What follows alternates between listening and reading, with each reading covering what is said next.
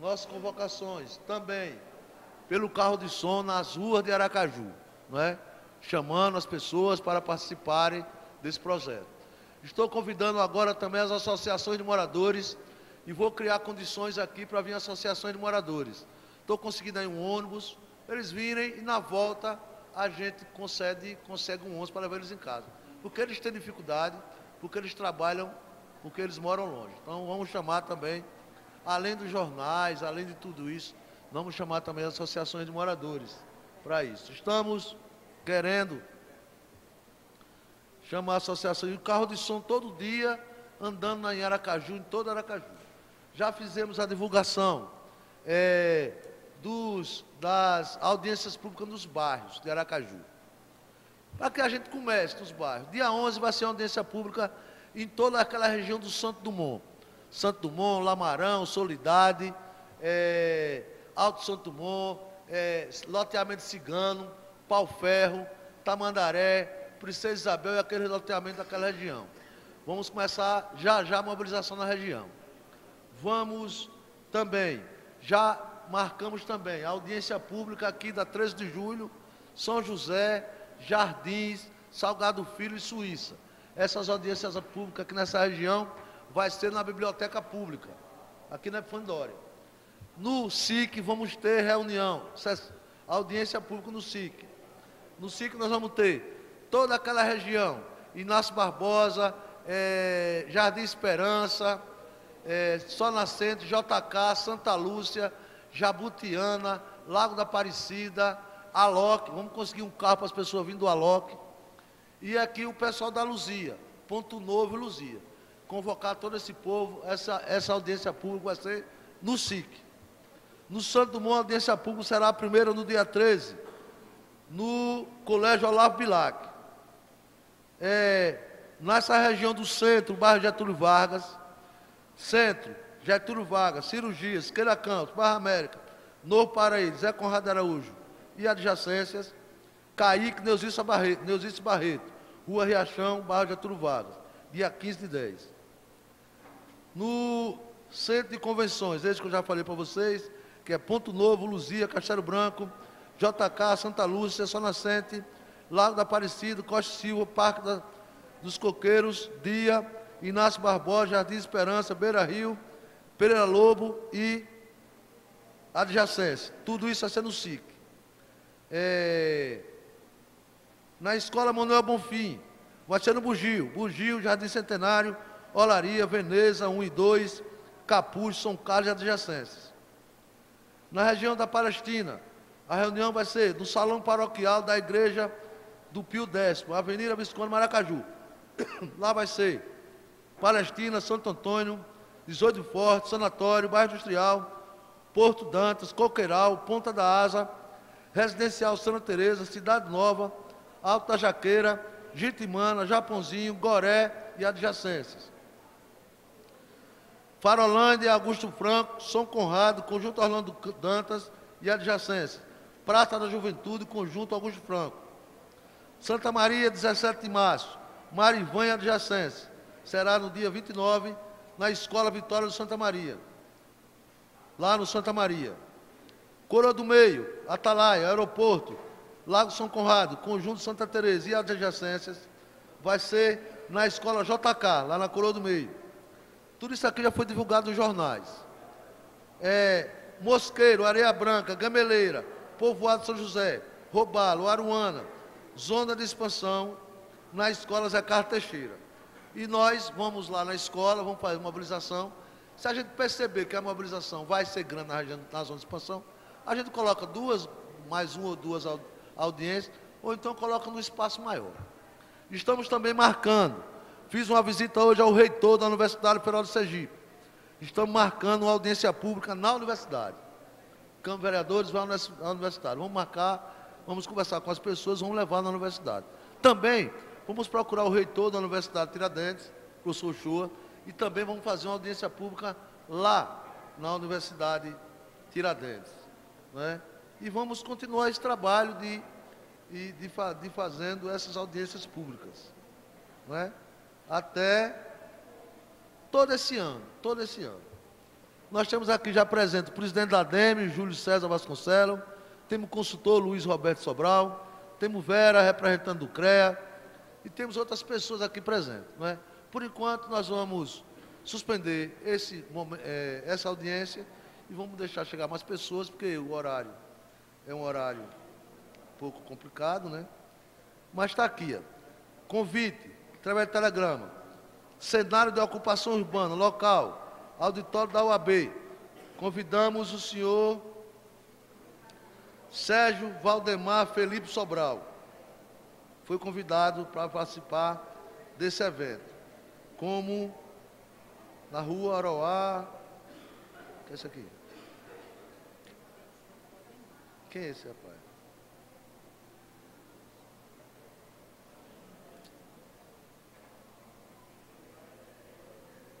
Como é que você manda esse telegrama? Vamos lá, outro.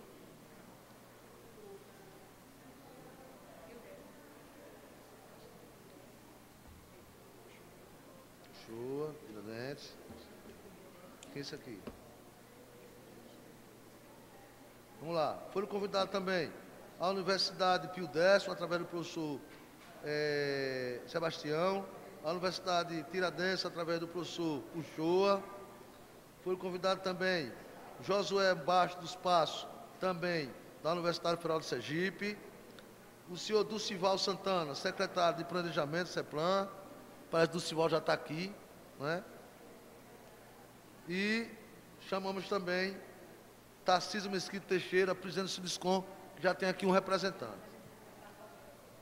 Nós temos aqui também Jorge Roberto Silveira, CREA, que está sendo representado por Vera, que Jorge está afastado, né?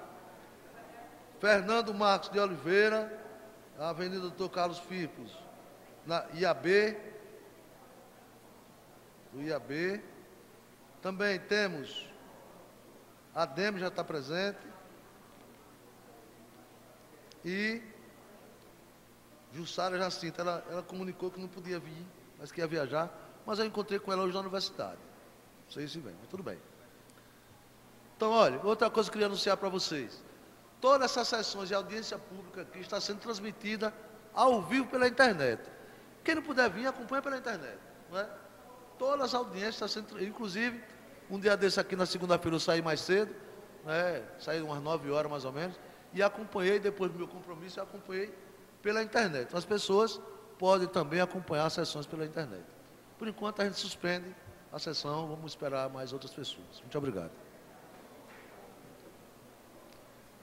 Como ficou estabelecido já, a falação vai começar por Juan. Juan é o cidadão que está ajudando a gente na Câmara Municipal de Aracaju. Olha,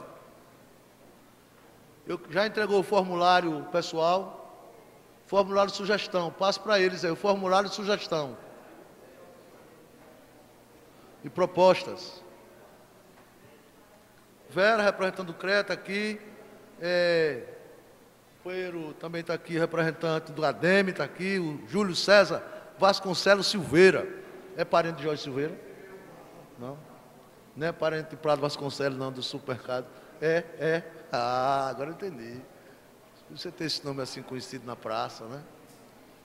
Doutor Emerson da Norconte aqui, eu quero abraçar a todos. Doutora Adriana, seja sempre bem-vindo, toda noite aqui.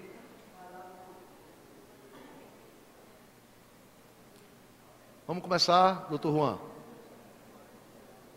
Hã? Ah, certo. Juan, você vai mostrar a cartilha? Vai mostrar o quê? Certo, a parte da participação. Mas todos receberam a parte do plano diretor que fala sobre esse assunto, né?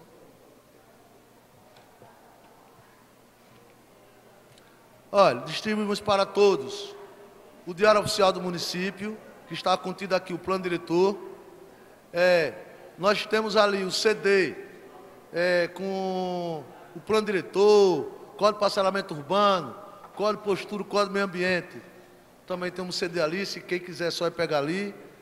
Temos aqui o que vamos discutir hoje, cenário da ocupação urbana, que começa aqui no anexo 2, na delimitação, nas das zonas, delimitações e subzonas. Está aqui, não é? Vamos lá. Eu sei, as tabelas são anexos que estão no plano. Está pronto? Então nós vamos mostrar essa parte. Doutor Dulcival, por favor, fazendo parte aqui da mesa.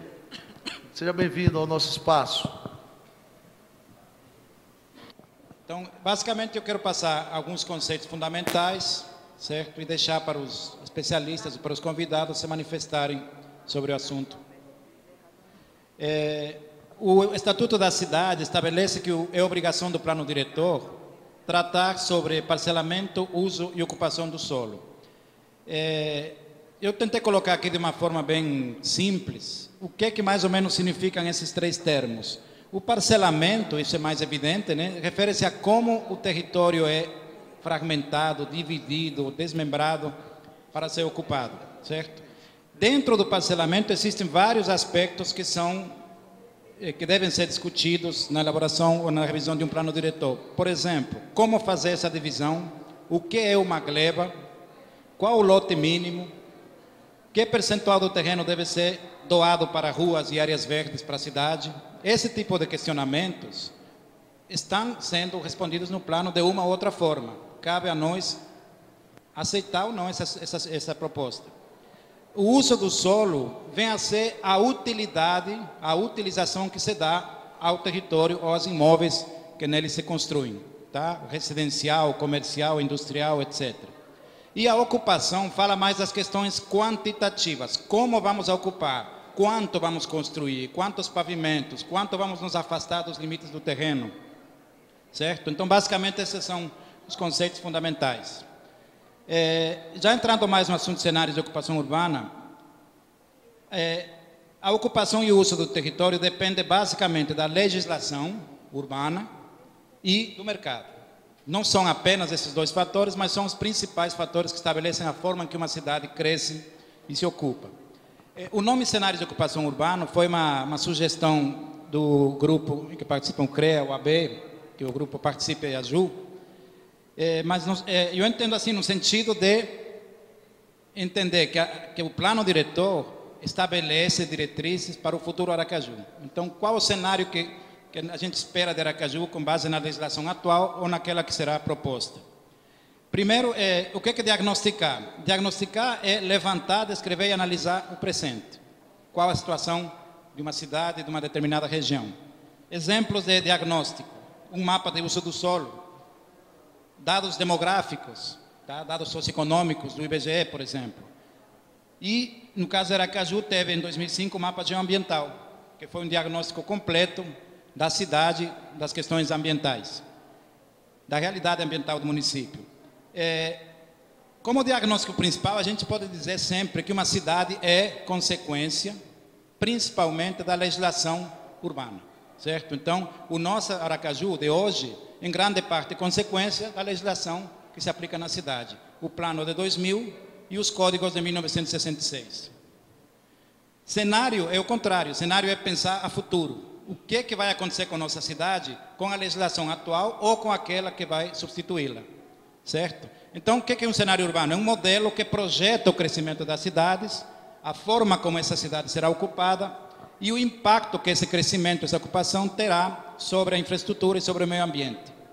Então, podemos dizer com certeza que o novo plano diretor será ou irá determinar o Aracaju do futuro, dos próximos 5, 10, 15, 20 anos. Aqui eu coloquei um exemplo de elementos de diagnóstico. O mapa do uso do solo, um mapa detalhado em nível de lote, porque o cadastro de Aracaju está totalmente georreferenciado. Então é possível saber a praticamente qualquer momento qual é o uso do solo, a utilização que se dá aos imóveis do município a partir da informação do cadastro imobiliário em nível de lote, ou agregar essas informações em nível de quadra ou bairro. Aqui um outro tipo de diagnóstico, que é o coeficiente de aproveitamento efetivo. Esse conceito a gente vai ver depois, mas é basicamente a área construída dividido pela área do terreno.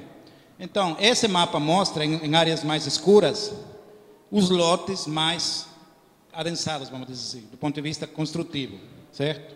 Isso pode ser feito de forma visual ou até quantitativa, numérica mesmo.